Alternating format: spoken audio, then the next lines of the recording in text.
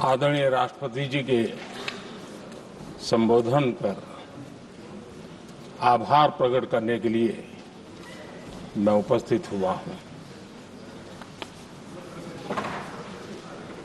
कल और आज, कल तो रात देर तक सभी माननीय सांसदों ने अपने विचारों से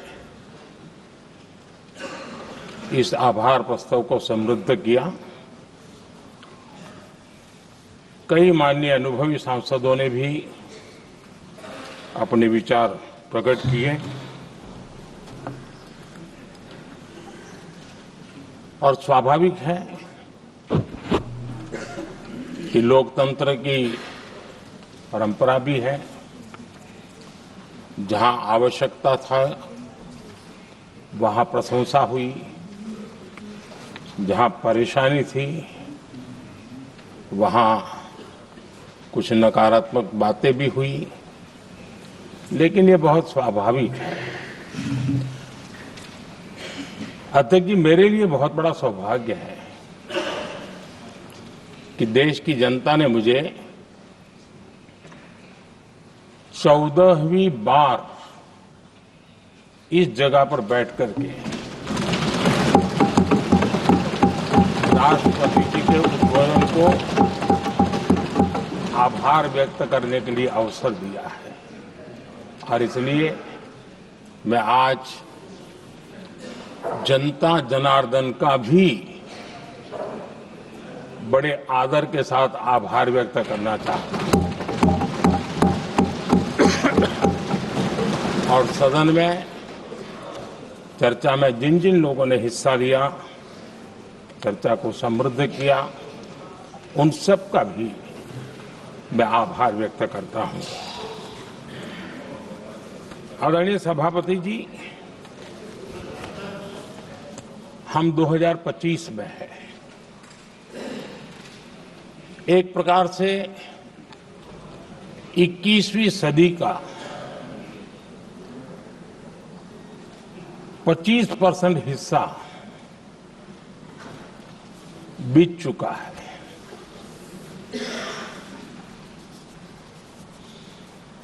समय तय करेगा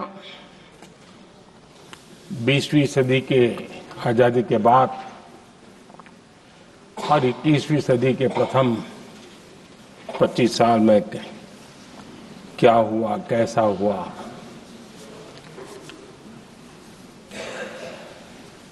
लेकिन इस राष्ट्रपति जी के संबोधन में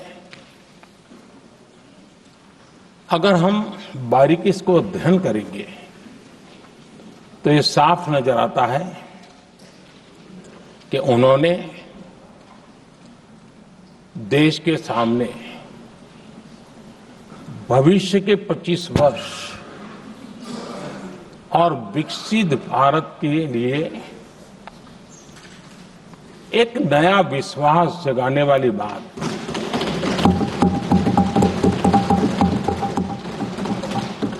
एक प्रकार से आदरणीय राष्ट्रपति जी का ये उद्बोधन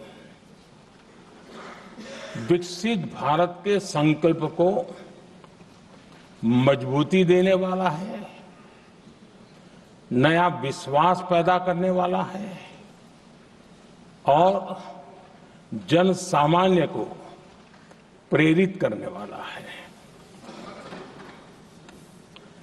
आदरणीय सभापति जी,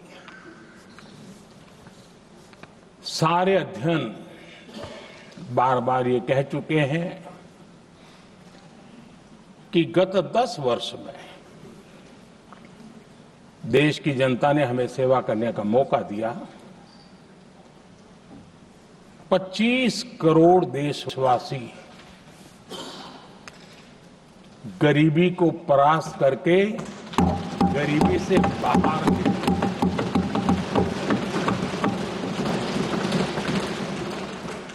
आदरणीय सभापति जी, 5 दशक तक गरीबी हटाओ के नारे सुने हो और अब 25 करोड़ गरीब गरीबी को परास्त करके बाहर निकले, ऐसे ही नहीं हो।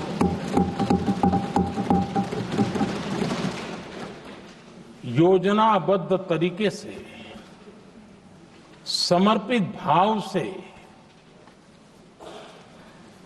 अपनेपन की पूरी संवेदनशीलता के साथ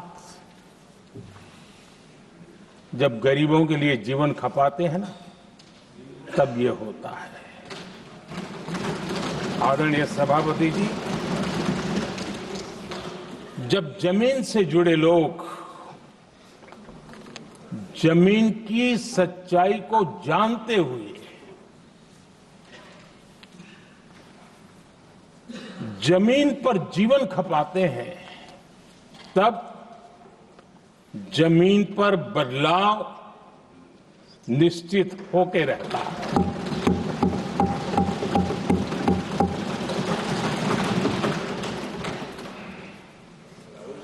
आदरणीय सभापति जी, हमने गरीब को झूठे नारे नहीं, हमने सच्चा विकास दिया।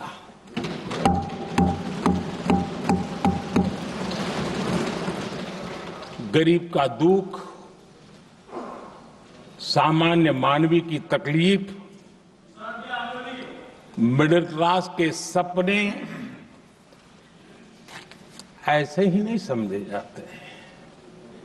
आदरणीय सभापति जी, इसके लिए एक जज्बा चाहिए।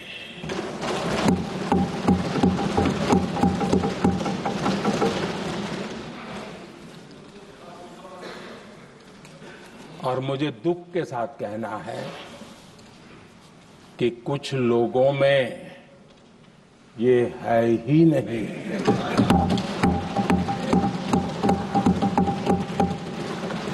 आदरणीय सभापति जी, बारिश के दिनों में कच्ची छत, फुसकी, प्लास्टिक की चादर वाली छत, उससे नीचे जीवन गुजारना कितना मुश्किल होता है। पल पल सपने रौंद दिए जाते हैं, ऐसे पल होते हैं,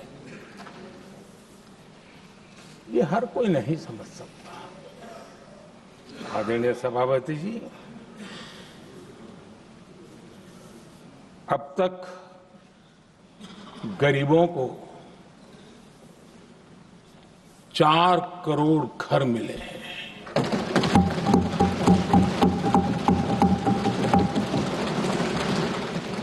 जिसने उस जिंदगी को जिया है ना, उसे समझ होती है कि पक्की छत वाला घर मिलने का मतलब क्या होता है।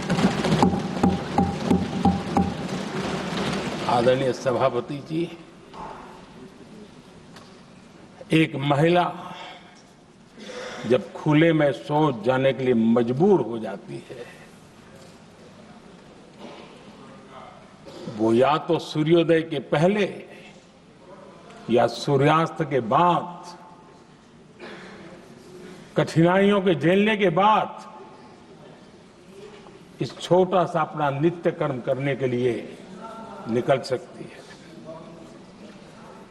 तब उसे क्या तकलीफ होती थी,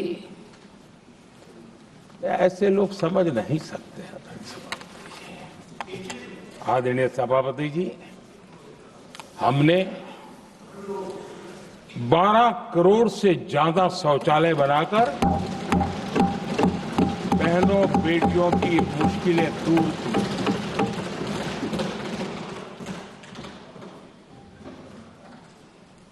आदरणीय सभापति जी, आजकल मीडिया में ज्यादा ही चर्चा हो रही है, सोशल मीडिया में और अधिक हो रही है। कुछ नेताओं का फोकस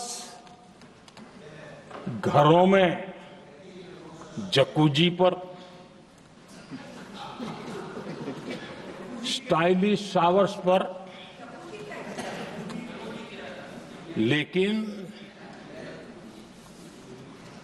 हमारा फोकस तो हर घर जल पहुंचाने पर है।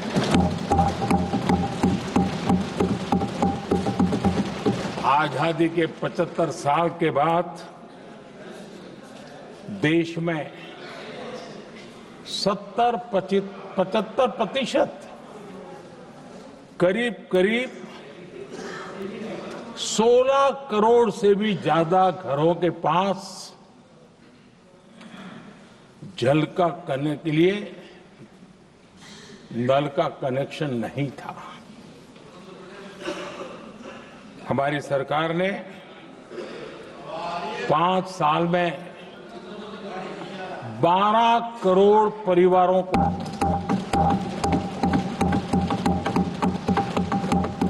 घरों में नल से जल देने का काम किया है और काम तेजी से आगे भी बढ़ रहा है।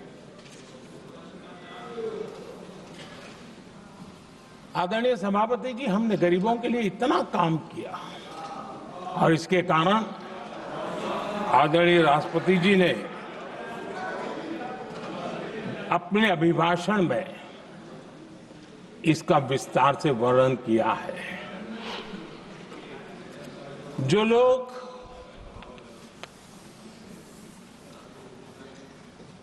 गरीबों की झोंपड़ियों में फोटो सेशन कराकर अपना मनोरंजन करते रहते हैं, उन्हें संसद में गरीबों की बात बोरिंग ही लगेगी।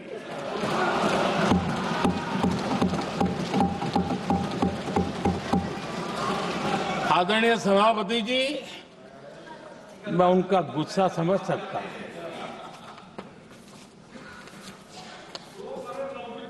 आदरणीय सभापति जी,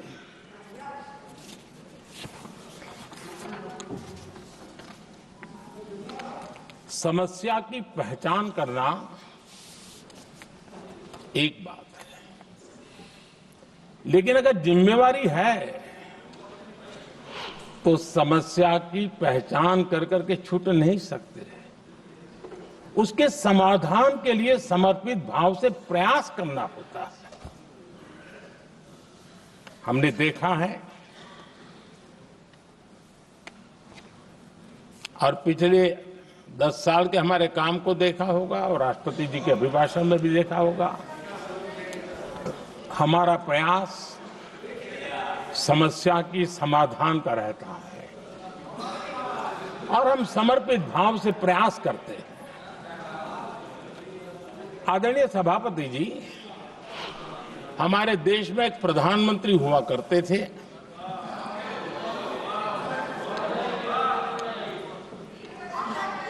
उनको मिस्टर क्लीन करने कहने की एक फैशन हो गई थी। उस प्रधानमंत्री जी को मिस्टर क्लीन कहने की फैशन हो गई थी। उन्होंने एक समस्या को पहचाना था और उन्होंने कहा था कि दिल्ली से 1 रुपया निकलता है तो गांव में 15 पैसा पहुंचता है। अब उस समय तो पंचायत से लेकर पार्लियामेंट तक एक ही पार्टी का राज था। पंचायत से पार्लियामेंट तक एक ही पार्टी का राज था और उस समय उन्होंने सार्वजनिक रूप से कहा था कि 1 रुपया निकलता है 15 पैसा पहुंचता है। बहुत गजब की हाथ सफाई थी।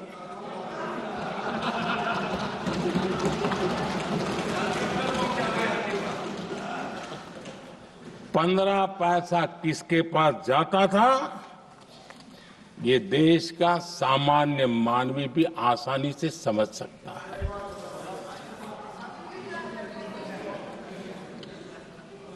आदरणीय सभापति जी, देश ने हमें अवसर दिया, हमने समाधान खोजने का प्रयास किया। हमारा मॉडल है बचत भी विकास भी। जनता का पैसा जनता के लिए। हमने जनधन, आधार, मोबाइल की जेम ट्रिनिटी बनाई और डीबीटी से डायरेक्ट बेनिफिट ट्रांसफर ये देना शुरू किया। आदरणीय सभापति जी, हमारे कार्यकाल में हमने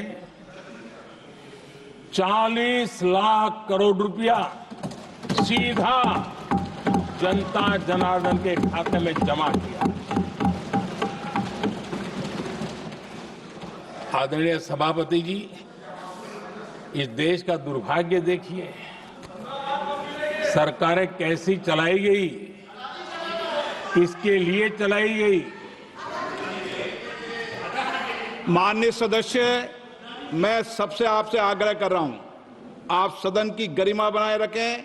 बैठे बैठे कोई माननीय सदस्य टिप्पणी नहीं करे, उचित नहीं है, ये गलत तरीका है आपका।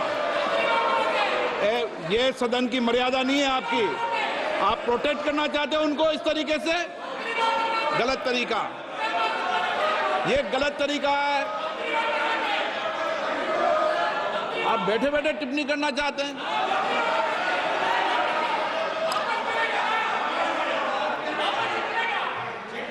आदरणीय सभापति जी,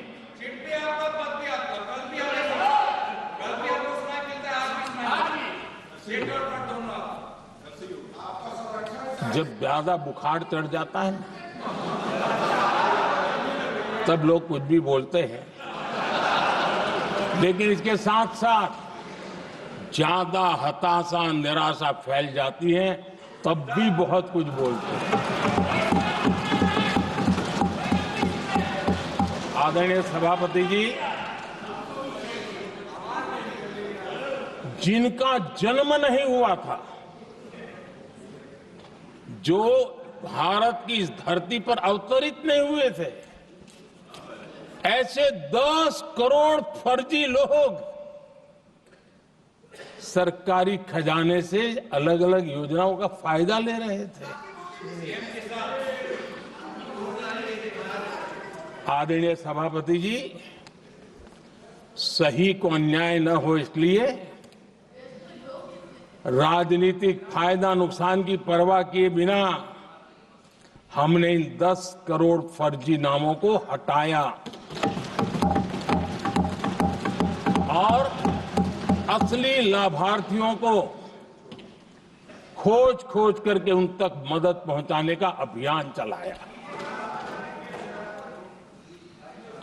आदरणीय सभापति जी, ये 10 करोड़ फर्जी लोग जब हटे और भिन्न भिन्न योजनाओं का हिसाब लगाएं तो करीब करीब 3 लाख करोड़ रुपया गलत हाथों से जाने से बच गए।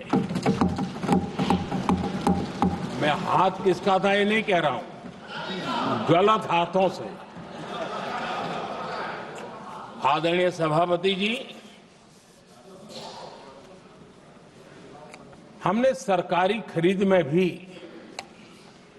टेक्नोलॉजी का भरपूर उपयोग किया, ट्रांसपेरेंसी लाए और जेम पोर्टल, जो आज राज्य सरकारें भी उसका उपयोग कर रही है, जेम पोर्टल से जो खरीदी हुई उससे आमतौर पर जो खरीदी होती है उससे कम पैसों में खरीदी हुई और सरकार के 1,15,000 करोड़ रुपए की बचत हुई।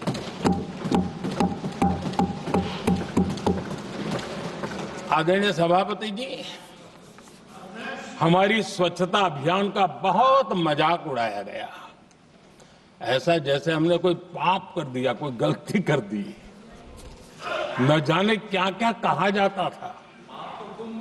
लेकिन आज मुझे संतोष से कहना है कि इन सफाई के कारण हाल के वर्षों में सिर्फ सरकारी दफ्तरों से जो कबाड़ बेचा गया ना, उसमें 2300 करोड़ रुपया सरकार को मिले हैं। महात्मा गांधी ट्रस्टीशिप के सिद्धांत की बात करते थे। वो कहते थे कि हम ट्रस्टी हैं, ये संपत्ति जनता जनार्दन की है और इसलिए हम पाई पाई को एक ट्रस्टीशिप के सिद्धांत के आधार पर बचाने की और सही जगह पर उपयोग करने का प्रयास करते हैं। और तब जाकर के स्वच्छता अभियान से कबाड़ बेचकर 2300 करोड़ रुपया देश की सरकार के खजाने में आ रहा है।